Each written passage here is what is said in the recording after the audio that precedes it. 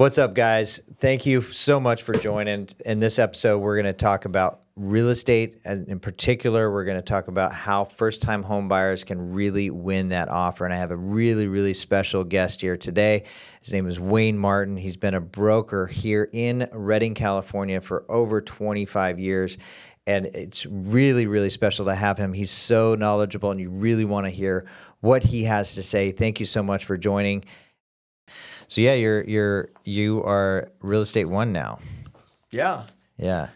That's Yeah, awesome. we just changed over this last month. Yeah. And now we're back to Real Estate One. Yeah. It's been a good move for us. You were Real Estate One when?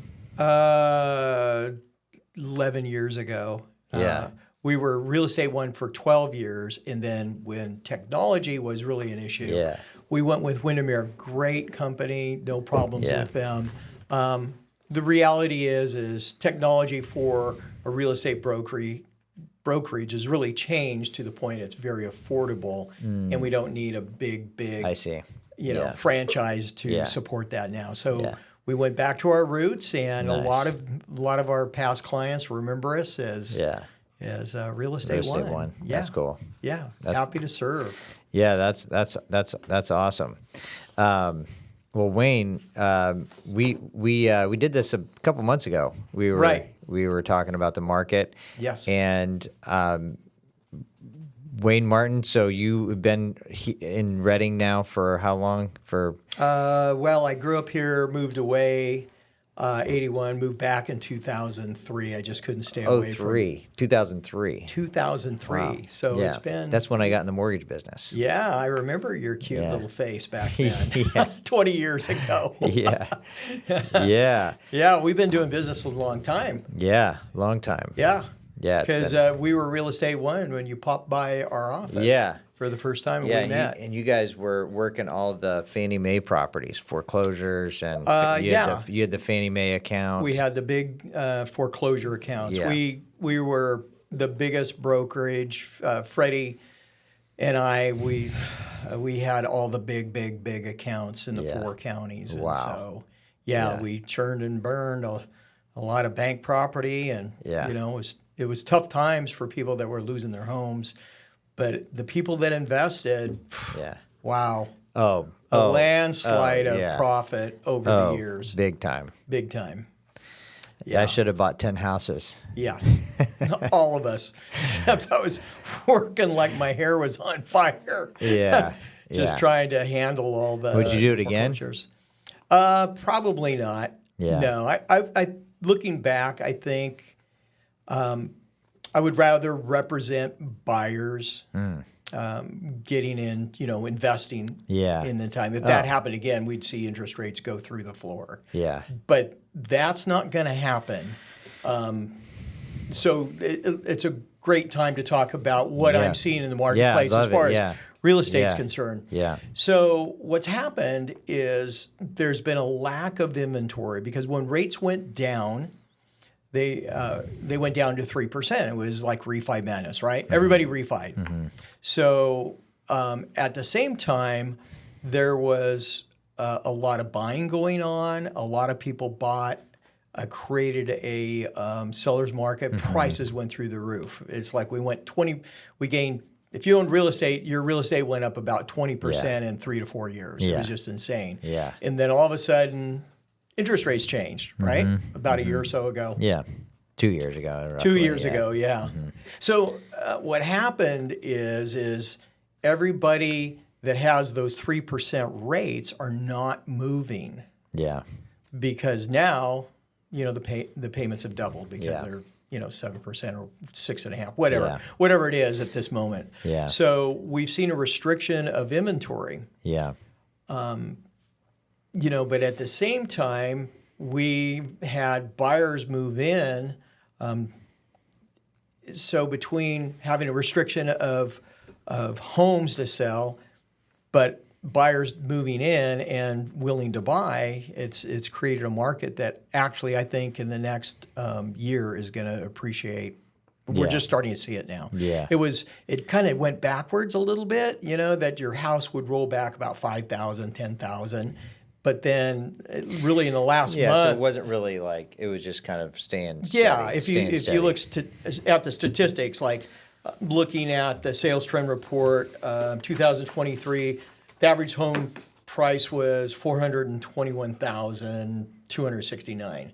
This year, so far, it's 421,990. So, yeah, yeah. So you can see that it's just kind of hovered. Prior, like 2022, it was 428.8. yeah, And so it was a little bit higher. in 2022, yeah, Yeah, 22. So Yeah. what I'm seeing is there's pent up demand because everybody was waiting for the rates to come down. Well, they're not coming down. yeah. At least not, I don't have a crystal ball. Who knows when rates Yeah. will come down, but they're not going to probably come down a lot, right? Yeah.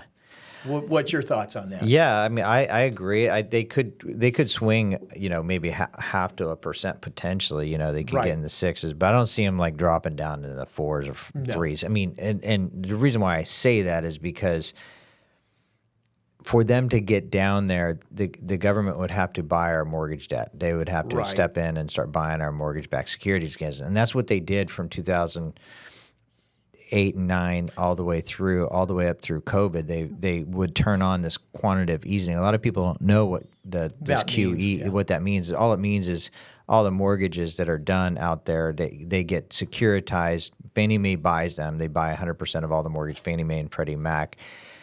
Then someone has to buy it from them because it's not Right. an unlimited supply of money, right? So Right. like we all buy mortgage debt in our 401ks and our pensions. Banks Right. buy them. Big banks buy mortgage debt. Well, the government was buying mortgage-backed securities, and it was like a bull run. It was a bull run for mortgage-backed securities. Right. Anyone that was buying those was making a ton of money because if you bought a mortgage bond, let's say back in 2000, let's say you bought a mortgage bond in 2008-ish, 2007 at like a 7% rate, right? Well, over time, that was a 30-year bond that you Right. bought, right? Well, over time, that appreciated because rates got down to the 3%, right? It was very valuable. It's right? very valuable. So the balance sheets of these banks that were buying these bonds, the value of them were going up and up and up. And I don't know why I got on this topic, but Yes. you asked me if rates are going to come down. I think rates are going to come down if the government steps in to buy them. Now, the natural market for many, many years, the reason why rates would go up and down is who bought our bonds and how much were they buying. Right. So like China, for example, was the majority buyer of our mortgage-backed securities. Okay. And that's how rates could go up or down. China, India, Japan, they were all buying our mortgage debt. Right. And so that's how it happened. Well, we started buying our own debt, which Right. basically means that they would borrow the money, they would print money essentially, and then buy our mortgage debt with it, Right. and put it on their balance sheet. Well, that's how rates stayed low. Right.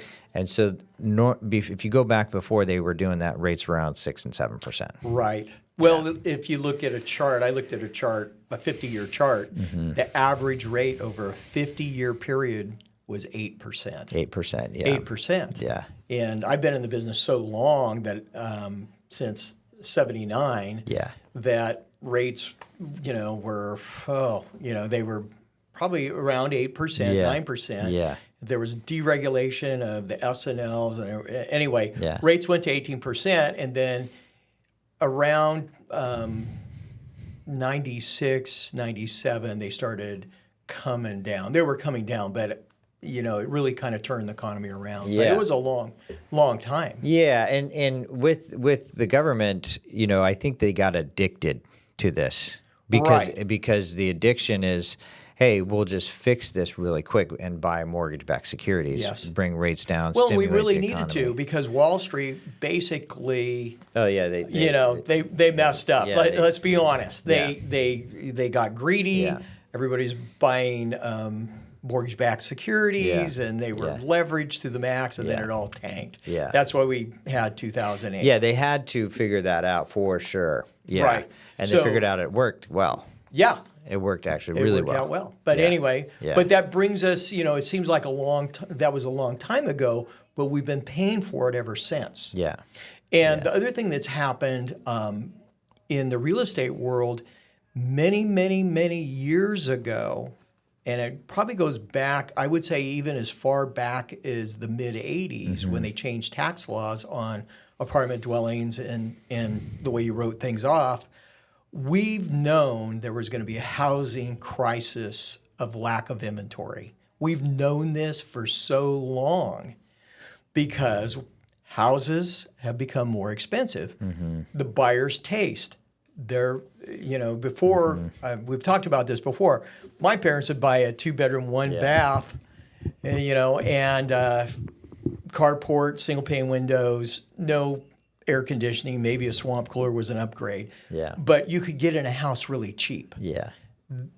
Those days are gone. If you want to buy a new house now, what are we talking? 400, 450, maybe 475. Yeah, what's the payment on that? I mean, it's more the payment that they're Oh, right. looking at. Yeah, not so what would the necessarily payment be? Yeah, so if you want to, $2,800? well, if you want to buy for $300,000, payment's $2,500. Right. There you go. $350, you're looking at $3,000. Right. $400, $3,500. Yeah. About $500 Depending- for every. Yeah, with what kind of a down every payment? 50,000. I mean, first-time home buyers, they get in 100%. That's 100% financing. Okay, yeah. So That's that's not. 100%. So Yeah, there's- that's not putting any money down. Right. Those payments. Right. Yeah. So, but there's a lot of first-time home buyers. There's Yeah. many first-time home buyers that want to buy, and they're not buying yet. Like in Right. Shasta County, there's a statistic. You can actually find out based on the average home ownership. And, there's a statistic out there that how many out of all of our population, how many people own a home here? Right. How many homeowners are there? Right. And statistic has been, pretty consistent over time. So like, I think in Shasta County, I'll put up the thing for the video, but I think our percentage of homeownership is about 60%. Right. So 60% of the population are homeowners. The other 40% are renters, right? Right. And so you take that statistic and you layer that on top of how many new household formations there are.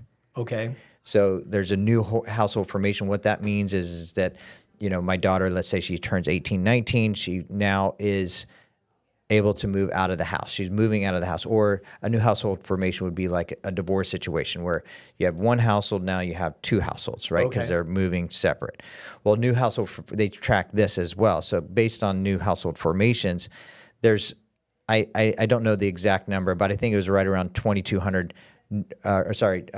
maybe in the 3,000 household formations every single year in our county. In our county. 3,000 to 4,000, let's say. Well, you take that with the percentage of home ownership, and that's how many people typically, need to buy a home. Right. Does Okay. that make sense? Okay. Well, the other thing that I'm seeing here in Reading is there's a lot of new employment that is coming to town. Yeah. Out at the industrial park, the airport. Yeah. You have Bethel Church. Yeah. They're doubling in size. Yep. And then Wind they have- River's doing a hospital, I They're think. doing a hospital, 190 million hospital, Yeah. and then you also have Dignity Health. They're going to build their campus. Yeah. So we're going to see an influx of people, and it's already started, coming into Reading. And that's the employment. Yeah. The other thing that's that I'm seeing as a realtor is we're seeing a lot of people, elderly people, that live in the outlying area, and there's two factors. Number one, fire insurance has gone up through the roof. Everybody knows about that. That's nothing new. But the thing that we're seeing is they've had bigger houses, maybe they're two-story, or maybe they have big yards. And the other thing that's happening is they are coming to Reading for medical. And so they're driving here for their medical Because we have good appointments. medical. Yeah, and if you have a couple of weeks, it's expensive. Oh, you're saying they're driving, and so they need to live closer to the Yes, hospital. that's the point. They're what you're moving saying. closer, Yeah. and they're cashing out. They own their homes pretty They much. live in free and clear. Cottonwood. It's a 20-minute drive, 25-minute drive. They need to be closer to. No, I'm talking like Bernie, Fall River Mills, see, the yeah. real outlining Yeah, areas, yeah. or Yeah. even Weaverville. Yeah. All these outlining areas, now they're coming to Reading. Yeah. Where before they just come for an appointment. They're just going, I'm going to see my doctor so much, I need to be here. Yeah. And then the other thing is if I have something big happen, I may not be able to make it to the hospital. So it's, it's kind of a weird dynamic, but it's, the traditionalists and the baby boomers, that's what we're seeing. And they're coming in with cash. And, they're writing some healthy checks. So I think it would be good for us to really talk about the necessity for your buyer to get pre-approved or pre-qualified, but really pre-approved, and to talk about some strategies about how we can get them in the house, because sometimes the competition could be really great for a great house. Yeah, absolutely.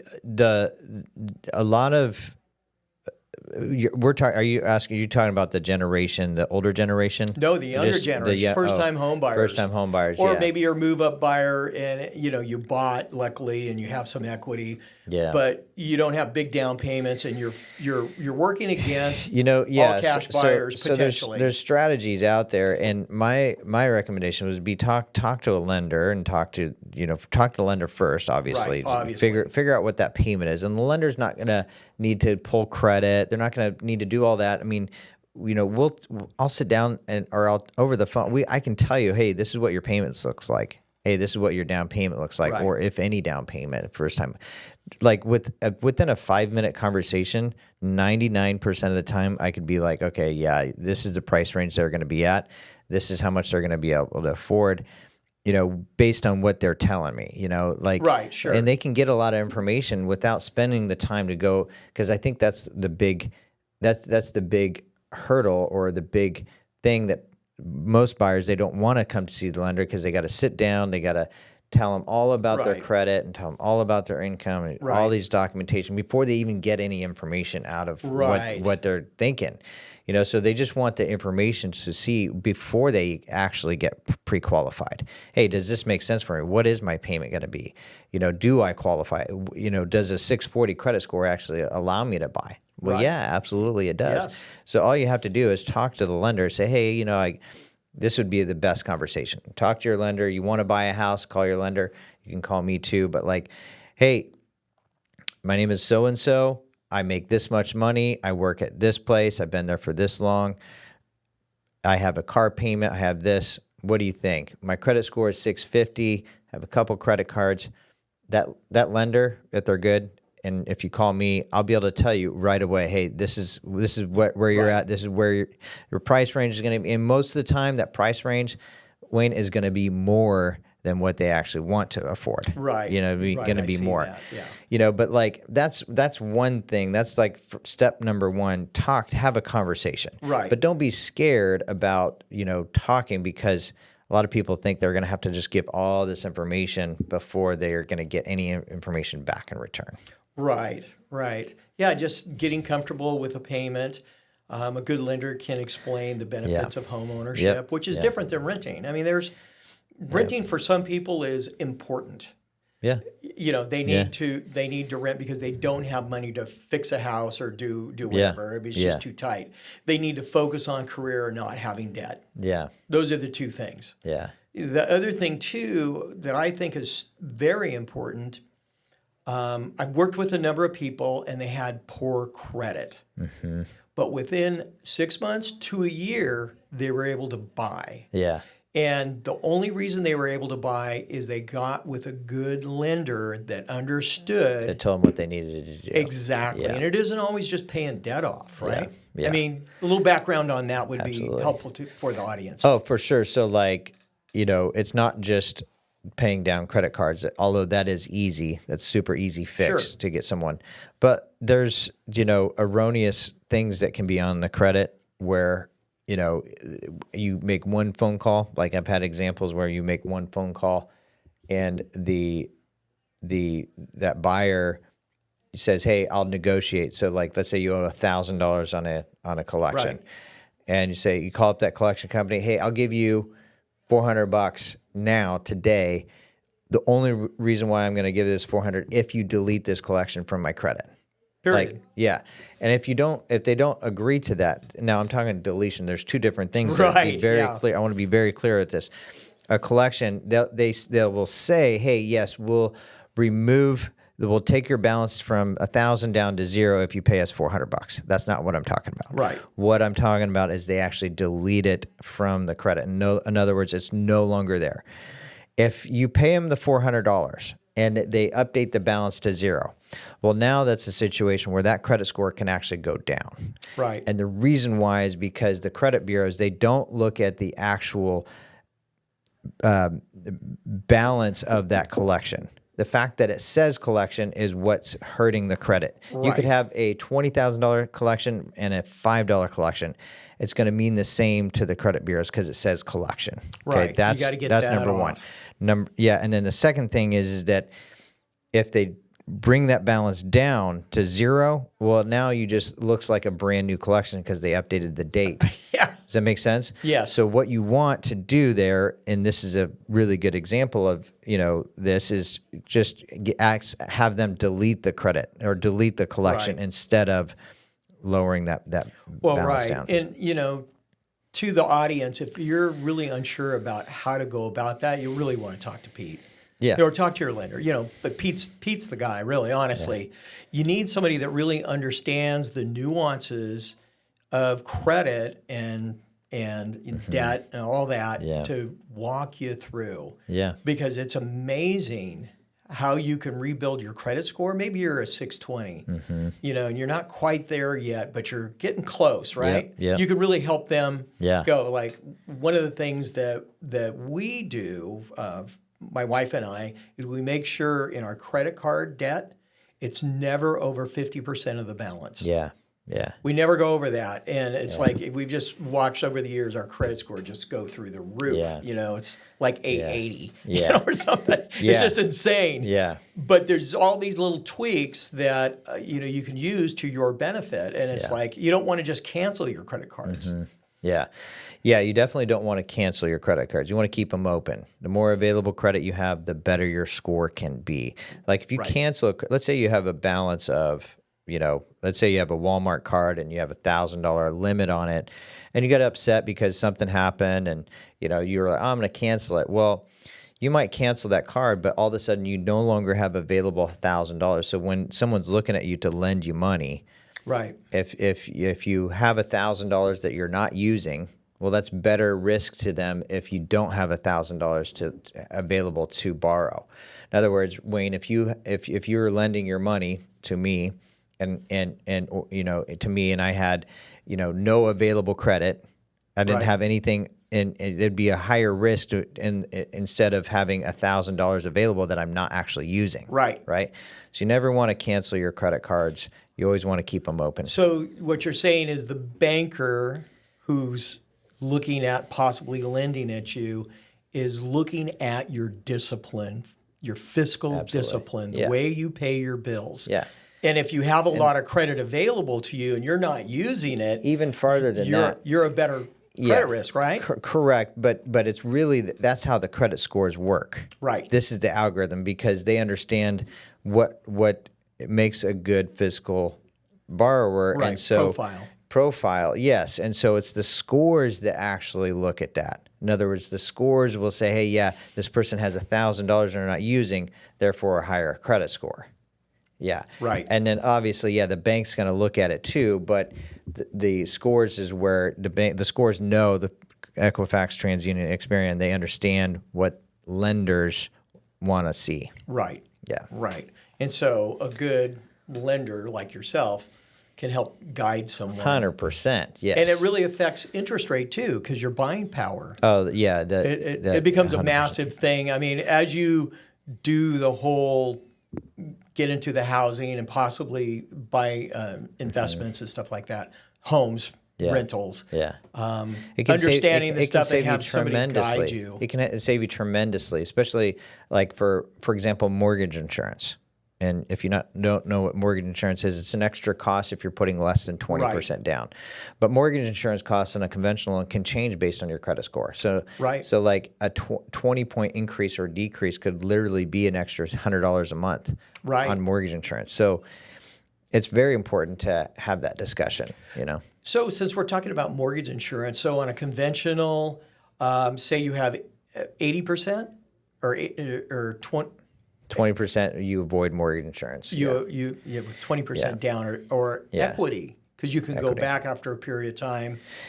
Yeah, and recast that. So Get, let's say get rid of your mortgage correct. insurance. Let's say you bought a house, right? Let's say you bought a house 2-3 years ago. Let's say Right. you bought that home for $500,000, right? Or sorry, let me try to get the math easy in my head. Let's say you bought that house for $300,000. Okay. Okay.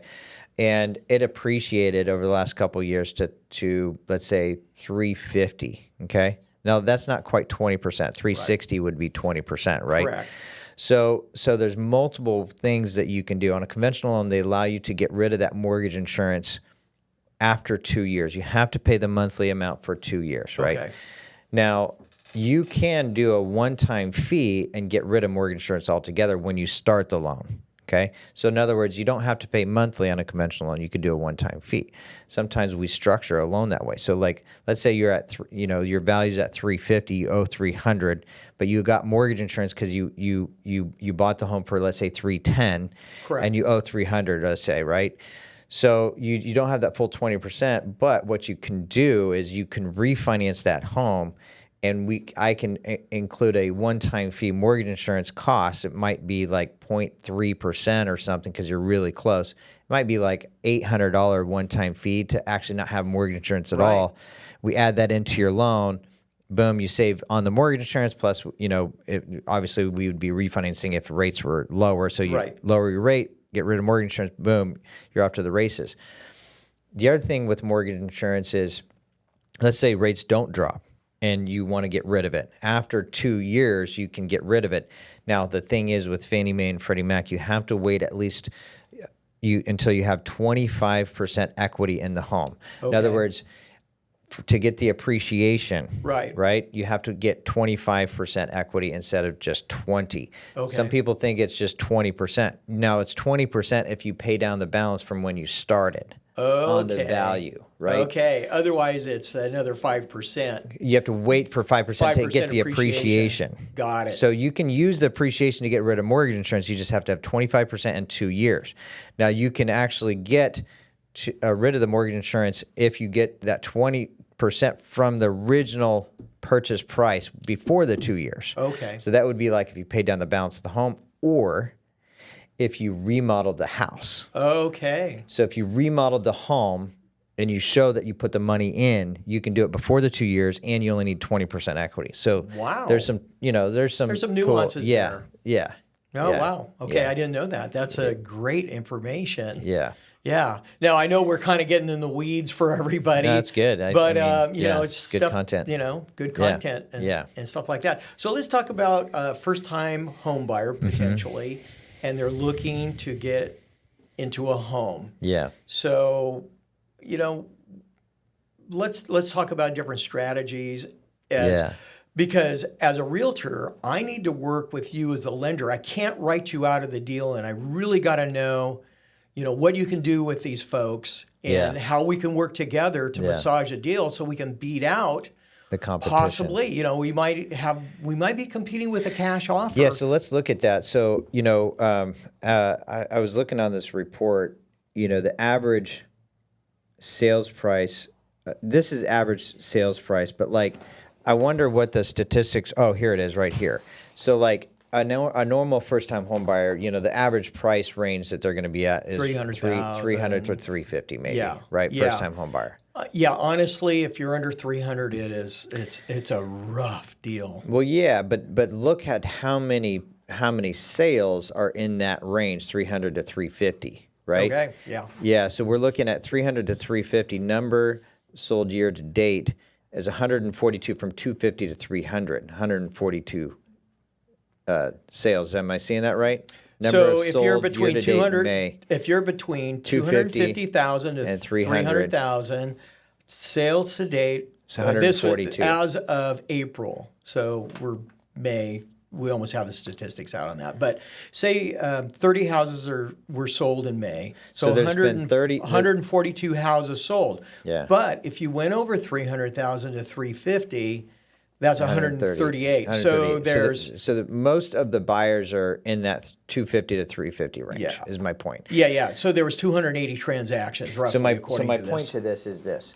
if you're a first time home buyer, you really want to understand this because you're going to have competition. Right. Right. So like if you see a home, you love it, it's for 300,000, it's perfect neighborhood. Right. Great price, good price. There's going to be competition. There's competition for sure. So the next question is, okay, how do you set yourself apart? Let's say you have another buyer that's offering 300,000 on that $300,000 home. Right. You offer 300,000. Now what's the difference? Yeah. So what's the difference?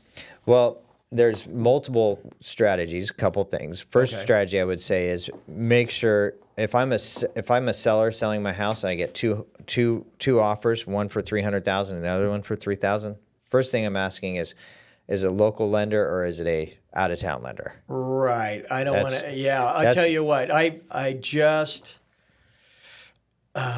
internet lenders.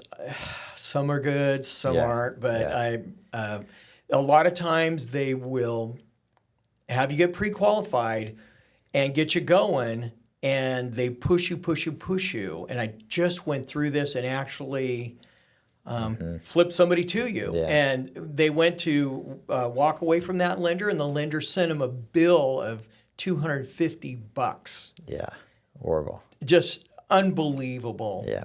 This is the other problem. The other problem with the internet lender is you can't go to their office and stand on their desk.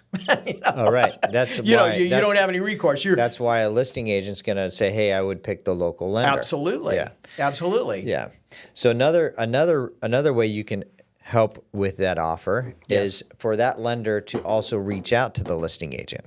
Correct. Let's say they have two offers at the same price. If you're representing that seller, I call you and say, "Hey, Wayne, it's Pete.Metz over here at Vaughn Mortgage. I have a buyer that made an offer on your property. Just wanted to give you some details and also answer any questions you may have on this buyer." Now, I'm very careful. I don't share any personal information, so Sure. I keep the confidentiality. But there's a point where I could say, "Hey, yes, they're very well qualified. I have looked at their credit. I have looked at their income, and they do qualify. And I've run them through our automated underwriting system." They're great. golden. They're a great buyer. Right. And that goes a very long way with a listing agent. Yes. Yeah. Having somebody that's been in the business locally, well known with the realtors, is very, very important because they will actually take sometimes a lower sales price. Yeah. I mean, we've won deals that were $10,000 less than the other offer above. Yeah, just because it can go a long way. It goes a long ways. Yeah. It doesn't always happen. You don't want to just like, oh, I'm going to the bank on that one. But I've done thousands of transactions. It does happen. Yeah. You know? Yeah. It does happen. Yeah. I mean, I've had other lenders. I go, oh my gosh, they never close on time. They're never available. I can't get information. And I'm going to pass that on to the seller and just say, hey, I don't want to talk bad about anybody, but this has been my experience and it hasn't been good. Of course. Yeah, that's just the way it is. Yeah, right? Of course. Yeah. Yeah, so that's another tip you can give to a first-time buyer. The other thing, and this is where I'm going to share a story because it's really, really good. I've shared this story with multiple buyers recently. Okay. So most buyers that are first-time, right, before they actually make the offer, hey, I want to go look at the home. Go look at the house. Okay. Maybe they want to look at it again before they make the offer, right? Hey, I want to think about it. Let me think about it. Okay, yes, I want to make the offer. Make 2 or 3 days later, right? Right. By that time, it could be gone, right? Gone. Or you're like 6th offer, and there's already another offer in right. here. The one thing that's very important for a first-time home buyer to know is when you make an offer and they accept, you did not buy the house. Correct. You did not buy the house at all. So I found a house. This is like 10-something years ago. And a house came on the market for $425,000. It was my dream home. You actually helped me sell this house. Mm-hmm. My dream home, right? And I loved the house, and I made a full price offer. Well, I learned that. That's actually another trick. Hold on. I'm going to tell the story of how I bought my current house. So I bought it sight unseen. I made the offer. I was the first offer. So the home comes on the market. I made the offer that morning. Right. I made it immediately without going to look at the home. And what I know is that I know I didn't buy the house if they accept my offer, because I have time to now go get an inspection. I can go look at the property as many times as I want if they accept my offer. Right. I can get a home inspection. I can do the whole thing. Now, if I don't like the home, of course I can retract my offer. Right. What are your thoughts on that strategy? You got to. It's not a bad strategy, but you got to watch it, because if I'm representing the seller, it's like, okay, well, that's great, but you haven't seen the house, and why am I going to accept it? Now, sometimes that does work. Yeah. This is the advice that I want to give to first-time home buyer. You want to be on the hunt with your realtor every day.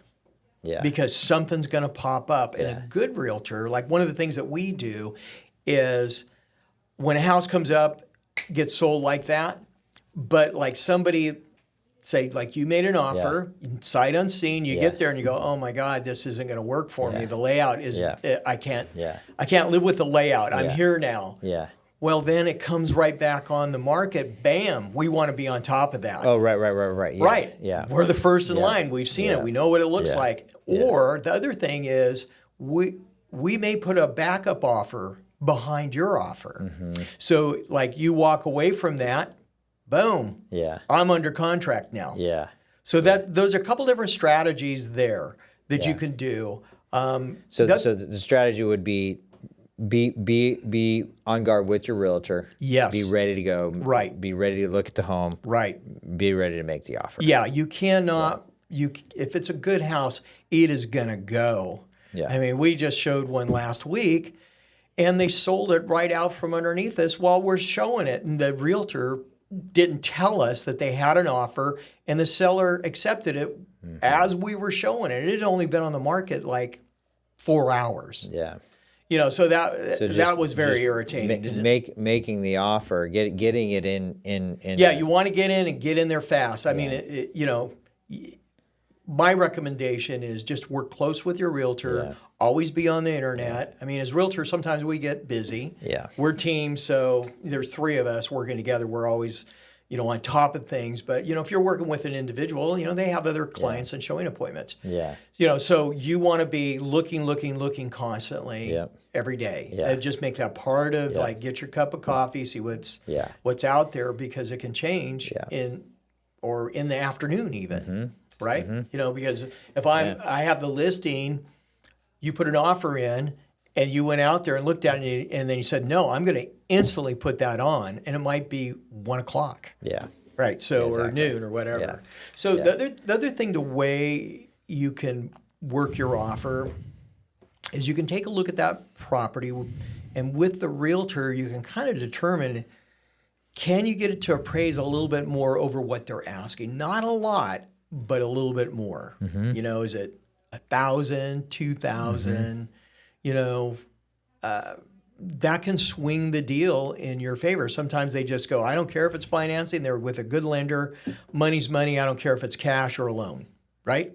Oh, what you're saying is, hey, offer more than the listing price. Offer a little bit more than the listing price. I mean, sometimes I'm not going to offer more.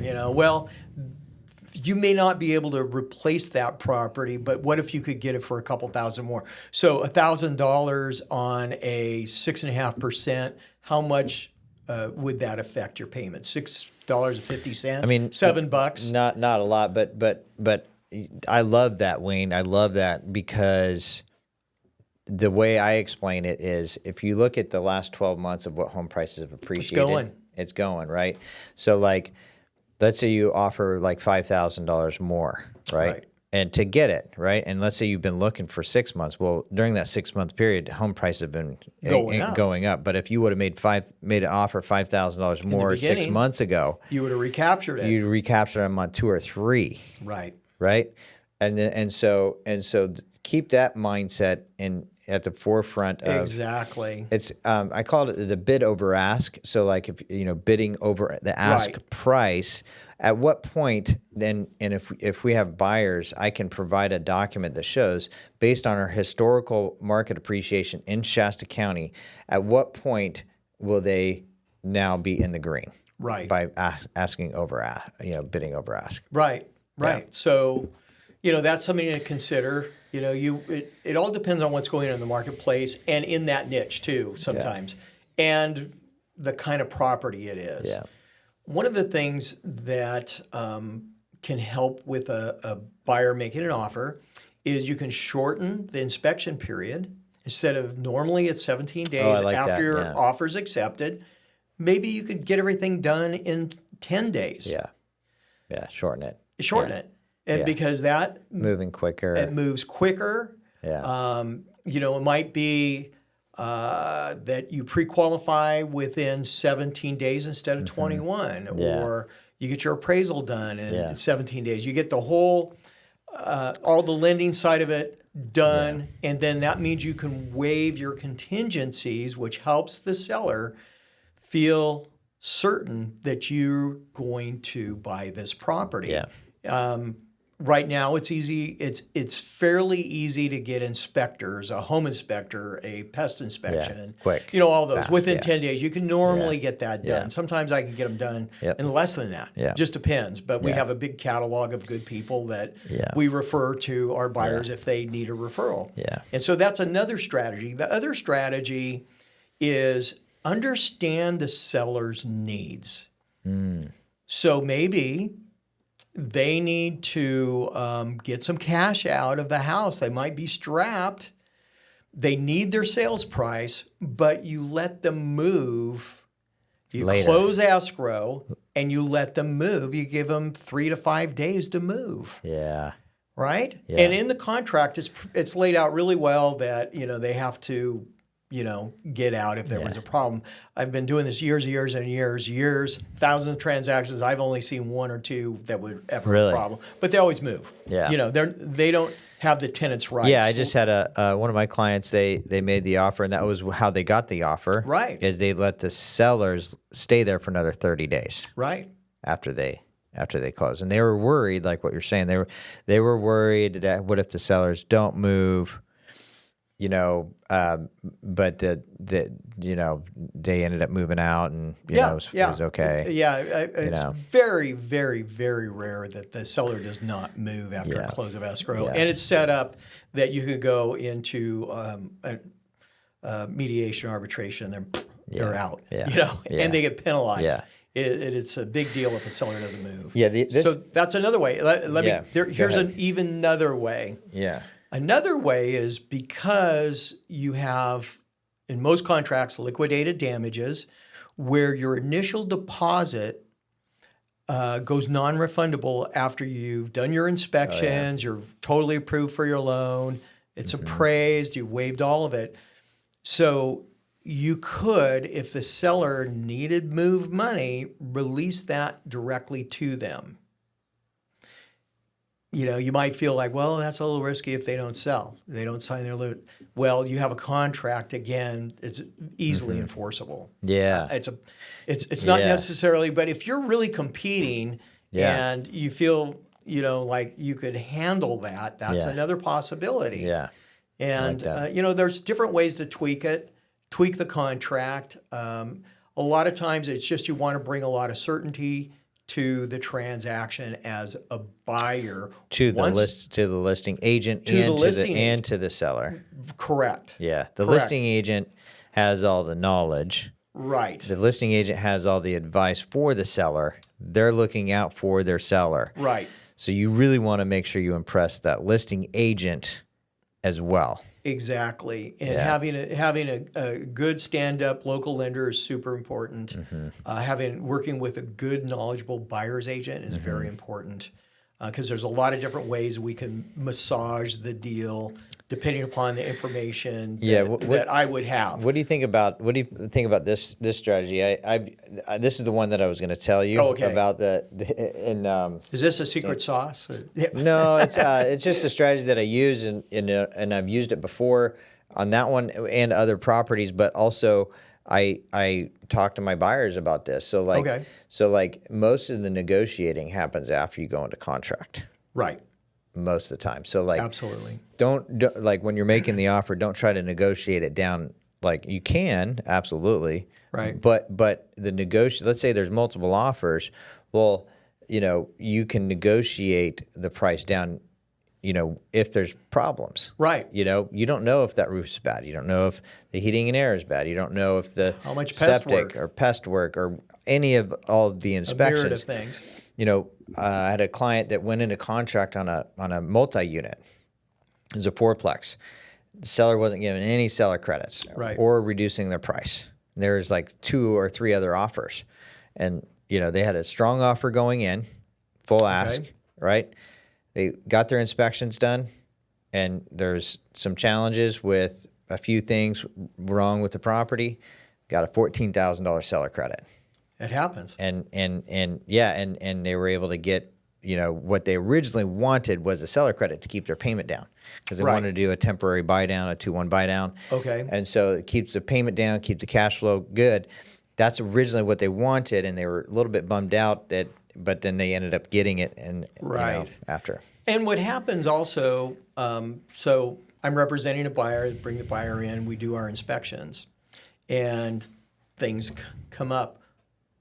The buyer is buying the property based upon a cursory visual, expecting that, unless it's blatant and there's a report that they get before that says there's all these things wrong, you're buying it as like, oh, if the pest works, there's not a big pest problem, the roof's going to be okay, or the heating and air actually works, or a number of myriad of things. And so when you get that report, you go, okay, now I have to take that on. Yeah. Or they've done work without permits. Yeah. Now I have to decide if I'm going to buy that house without permits of, like, they enclose the patio. We see this all the time. Yeah. They didn't get any permits. Yeah. Well, the next buyer that comes along when you go to sell that in the future, could be a problem. Yeah. But it might be worthwhile for you to accept that. You might just tear it off, or you might live with it, to get into the house. Yeah. And Yeah. The other thing is this: for a first-time home buyer, one of the things that you have to realize, unless you're renting something that's really wonderful and paying a lot of rent, you want to buy your rental. It doesn't have to be perfect. Oh, yeah. Yeah. Right? Yeah. Just get in the marketplace, because once you're in, the magic happens. Then a home appreciation is working in your favor. Yeah. We looked at that appreciation chart over how many year period? It was a long period. 81 years, yeah. Yeah. Yeah. And what was the average? Only 7 years where home prices actually went down. In how many years? 81 years. In 81 years, there was only 7. Only 5 of those years were in one period. Yeah, and that was 2008. Right. Right. Yeah. So really, if you threw that out, there was only 2 periods. The other 2 years was down 0.1% in 1990 and 1% in 1991, and that was the dot-com crash. Dot-com crash. Yeah. So the reality is you want to get in the game. I'm not saying you should buy something that you can't afford. Yeah. You don't want to buy something that's got a roof that's going bad this year and it's going to be, $15,000 or $20,000. You don't want to do that stuff. Yeah. But a good realtor will help walk you through it along with a lender, because there's this is what happens. You get an inspection and the roof's bad. Well, they didn't think the roof was bad. Well, all of a sudden that report goes to the seller, and the seller has to live with that report for the next potential buyer that comes along. Yeah. Right? Yeah. You can't hide it. It's a material fact. Yeah. It has to be disclosed. Yeah. So, the seller goes, well, bird in the bush is, I don't want to start over. Right. Usually they don't want to start over. Bird in the bush, and so, you work something out into your favor. Yeah. Right? Totally true. Absolutely. Yeah, we see that a lot. Yep. you see things with decks. Wood decks are just a nightmare for a lot of people. Yeah. Yeah. Yeah. How much did your deck cost? More than what I would have wanted. More than what we're going to talk about. Yeah. But you may come across a property that has a wood deck on it, has a big bill on it, but you go, I don't need that deck. I'm not going to make it it doesn't need to be 20 by 12. I can tear it off and do whatever with it, make it smaller, or maybe I'll make steps down and we'll have a patio. Stuff like that. I mean, so you want to be a little creative there, understand what your budget can live with, but you want to get in the game. Yeah.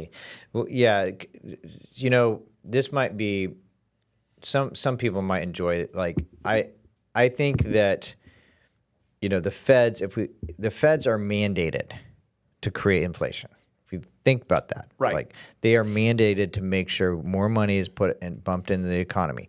Well, more money, what does that mean? Okay, what that means is that there's more money coming out, and they have a 2% increase, and what that means is they're mandated where all of our prices go up 2% a year, right?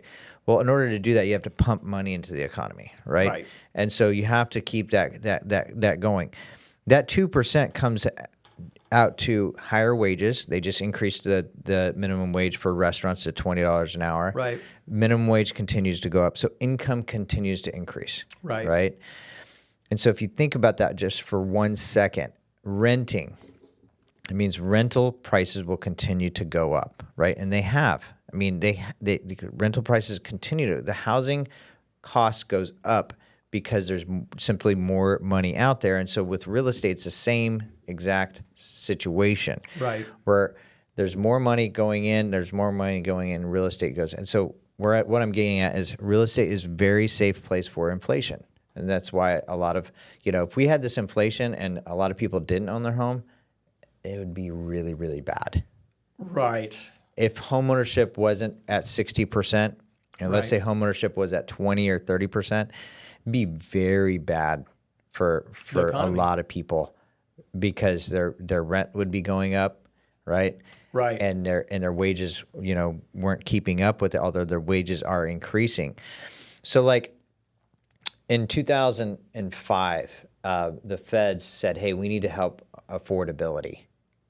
We need to bring more affordability back. Sure. So like, and all of that, because in 2005, 2004, if you look at a graph for affordability, it's actually worse than it is today. Really? Yes. Wow. If you look at the I didn't know affordability, that. and that's average purchase price to average income.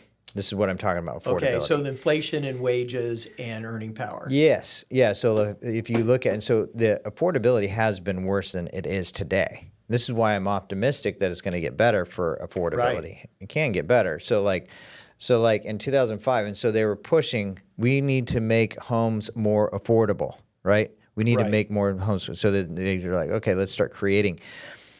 Now, they obviously went way too across the thing, like made it to where there's a big real estate crash, because then everyone that had a pulse could now go buy a house. Right. Is what they did, right? So like everyone was buying a house, not realizing that what they were buying they couldn't afford. Right. It's not where we're at today, but the government, not even close. But the government. My point is this: the government understands the affordability problem, and they're working on trying to fix it. Now, how can they fix it? Well, we can help create wage growth.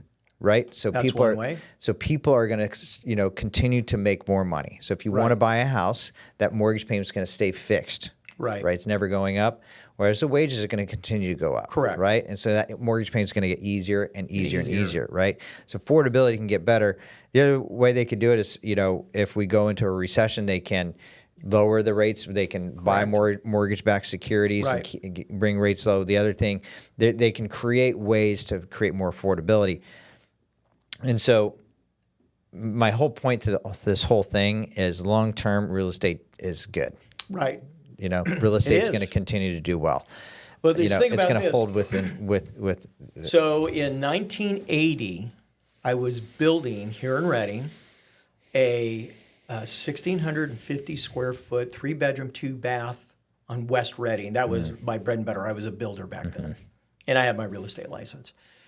That house was selling for $74,000. Yeah, it's crazy. Yeah. Yeah. So that house today, 3 something. high threes, definitely high threes. Yeah. So like it only gets more expensive. I want to make one other point. Yeah. Okay. The other point is this, because I was a developer for many, many years, built lots of houses. Anyway, permits to build a house, they're not going down. Yeah. Super expensive. What cities and counties want in a house, whether it's a starter house or not, if it's going to be newly built, it's just more and more and more expensive. Yeah. So what happens as the land prices go up, the infrastructure prices go up, water, sewer, electric, all that goes up. It's not cheap to put in. Right now, everything has to be buried, where before you could go overhead. Yeah. You see stuff like that. Or anyway, there's all these things that go into building a home. Yeah. So the new house goes way up. Well, what does that do to the other houses? It pulls them up with them. Yeah. Right? Yeah. Yeah. That inflation there on a new house pulls the older house up along with it. So don't get hung up of, I got to save all this money to buy a new house. No. Get in the game. And the other thing that happens with the loans, as it's tougher and tougher, you'll see more zero down programs, right? Yeah, I mean, I think you mean with the affordability piece. With affordability piece. Yeah, I think that the down we have no down payment assistance. Right. I think that we do. I think where they're going to try to figure it out is how people can access their equity. Okay. So they're actually talking about this right now. The Fannie, Freddie, they're talking and figuring out how they can, because the average equity position is about 50%. What that means is that on average, people only owe 50% of what the home is worth. Right. Right. So I think it's actually less than that. But they're like, people have so much equity. There's like trillions and trillions of dollars of access to the equity. Well, it's really expensive to access your equity right now. Right. Because of where rates are at. Right. So this could be a way. So like what they're trying to figure out is, hey, can we get a Fannie Mae product that allows you, if you have a Fannie Mae loan. Okay. Right. Let's say you have a Fannie Mae loan. You wouldn't really know if you do because Fannie Mae doesn't service loans. But there's a 50-50 chance it's either Fannie Mae, Freddie Mac, or it could be Ginnie Mae, but it's 1/3 chance or whatever. So that's not a federally insured loan. Fannie Mae, Freddie Mac, and Ginnie Mae, they're conservatorship of the government. Oh, okay. Yeah. So like Fannie Mae, or Freddie Mac is what they're saying is if you have a Freddie Mac loan that you pay on time, they're trying to let you access your equity up to 80% of your home with very low documentation and not at a significantly lower potential interest rate. And so I don't think it's going to be smart, honestly, because, people are going to start getting their equity out of their home, but then they have to pay it back too. Right. They have to pay it back. But they're trying to figure out how to create more affordability with the housing, and that's one of the things they're working on. I think when it comes down to it, in order to fix it, they need wage growth. Right. We need to help, and in order to do that, you got to have competition. I mean, but I think that the affordability piece, the quick fix is getting interest rates lower, but long term that's bad because home prices are going to continue to go up, and then we're back in the same situation. If they drop interest rates a point in Reading, the greater Reading area, you're going to see home prices go through the roof. Yeah, so you'll see crazy appreciation. So we don't want that actually. It's okay if you own, but if you're trying to get in, that's not great. Yeah. But this is the thing that I do know. If you don't own now, you need to focus on getting pre-qualified. Yeah. Get in the game. Understanding where you're at, and then work on a game plan to get into a home. And it may take a year. It might take, who knows, maybe 2 years. Yeah. Maybe you have really crappy credit and you're over it. Yeah. You're willing to do the work. Yeah. But, you want to pay your bills on time. You want to work diligently in your career. Get some education. Maybe, get higher wages. Yeah. Keep your debt low. Don't go out and buy a new car. Yeah. Don't do a bunch of stupid stuff. Stay away from Starbucks. Yeah. Pay off your debt. Right. Right? Yeah. Stop eating out as much. Absolutely. It's Absolutely. expensive. Yeah. You go out now and a hamburger is just insane unless you're going to In-N-Out, right? Oh, I know. Tell me about it. That's inflation. I mean, the prices are just, but that's the thing is wages, wages have not kept, let's be real. Wages have not kept up with inflation. No. It has not. So if let's say someone's working a 9 to 5 and they're making a wage of $20 an hour, well, I talk to customers, they've been at $16 an hour for 5 years, 6 years. Their wages haven't gone up. However, the burgers are going up, everything's going up. So Right. what are they going to do for them?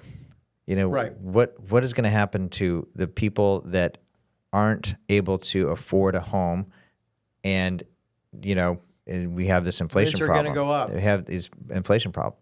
The reality is housing is not going to become more affordable. Correct. Yeah. You just got to get in the game. You got to get your mind right. Yeah. You've got to suck it up Yeah. and do what you need to do. Yeah. Yeah. And work with professionals Yeah. that can guide you, because trying to figure this out on your own or just go on the internet, I mean, you can get some information, but you need a really good game plan. Yeah. And then you'll get there. Yeah. You get there, it's not impossible. Yeah. Right? Yep. And when you're in the game, and then, say you bought that $300,000 house and inflation's, marching along at 5%. So what would that be? How much would that house appreciate? Say it's $15,000, right? Well, the payment drops now for that $500,000 at 5%. I mean, that payment's getting better by like $600, $700 a month. But just think about appreciation alone. So how hard would you have to work to make an extra $15,000, right, in 1 year if it went up 5%? Right. Okay, so now it's worth $315,000. Yeah. Now it goes up another 5%. Yeah. And then another 5%. It starts compounding. Compounding, yeah. So, it's And like the balance you of that look at mortgage the is going vast down. majority of wealth that is made. Equity. It's equity in a home. Yep. So, you want other investments. You need to diversify, but get in a home. Right? Yep. Yeah. Absolutely. Okay. Wayne, this is good. This is good talk. Thank Yeah. you. Anything else you want to bring up or talk about? No, I think we're good. I think, we got in the weeds a little bit, but, that's just part of it. You're starting to understand what's going on. So I think we just need to kind of review, it's like, if you're thinking about buying, talk to Pete. Yeah. If you're wondering what your money will buy after you talk to Pete, talk to me. Yeah. And we'll start looking at stuff and getting a strategy and work together and to get you in that home. Yeah. And absolutely. if you need to sell your home first because you're going to be a move up buyer, or maybe, move down or, change things, give us a call. Yeah. Our number will be around here somewhere. Yeah. And give us a call. We can, no obligation, take a look at your house. Yeah. We can also tell you, how to stage your house to maximize it. Maybe you need some reports to be done before, you put it on the market, stuff like that. But we can walk you through. And, Nice. then you can maximize your equity there and then go out and buy that next home that you really want That's awesome. with Pete. That's awesome. All right. Yeah. Thanks, Wayne. Thank you. Yeah.